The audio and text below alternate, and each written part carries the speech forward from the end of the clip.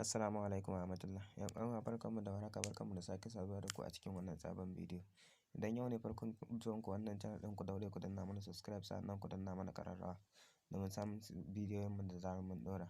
A yau mun zo muku da bidiyo ne akan yadda za ku canja volume na wayar ku. Kamar yadda kuka gani, za ku ga wannan volume ɗin na yana fitowa ne ta gefe. Za ku ga wannan style ɗin shine dama na wannan wayar tawa. To za ku ga wata wayar kuma za ku ga volume ɗinta yana zuwa ne a sama. Kowacce waya dai da kalan nata. Za mu nuna muku yadda za ku sake kuma yadda shi kalar wanda kuke so, kuma yadda shi style da kala za ku gansu, sai wanda kuka zaɓa. Da farko abin da za mu fara zuwa Play Store ne. Za ku zo ku ɗauko wannan application ɗin nan, gashi nan. Wannan gashi nan volume style za ku gani. Da kun je Play Store za ku yi searching na wannan application ɗin volume style. Gashi nan za ku ganshi, wannan shine logo ɗin application ɗin. Ni na riga na yi download ɗin application ɗin, shi yasa za ku gani gashi nan ya saka min open. Idan kai baka yi downloading ba zai saka ma downloading. In ya so sai kai downloading. Da ka yi downloading kuma zai gama sai ya sama OK, sai ka shiga kamar haka. Bayan ya shiga zai kawo ku fuska kamar haka. To bayan ya kawo ku zai kawo ku wannan fuska ne kamar haka zai kawo ku.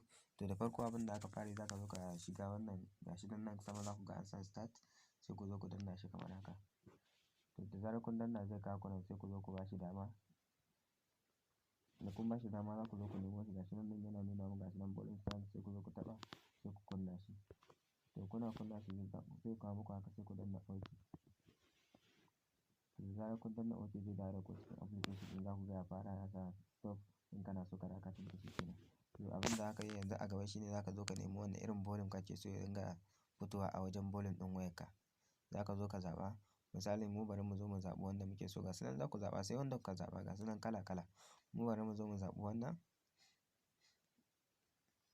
Misali mu bari mu zo mu zaɓi wannan. Mu wannan muke so ya dinga fitowa akan wayar mu. Za ku zo ku taɓa shi ne kamar haka.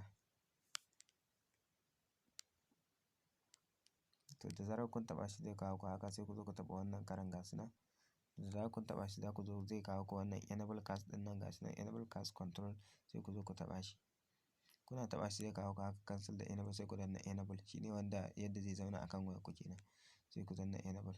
To da zarar kun danna mai zai ƙara kawo ku nan wajen volume style. Za ku zo ku nemo application ɗin.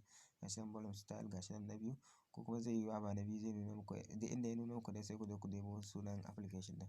Ni zan zo in ba shi dama kamar haka. Zan zo in danna mai allow in ba shi dama.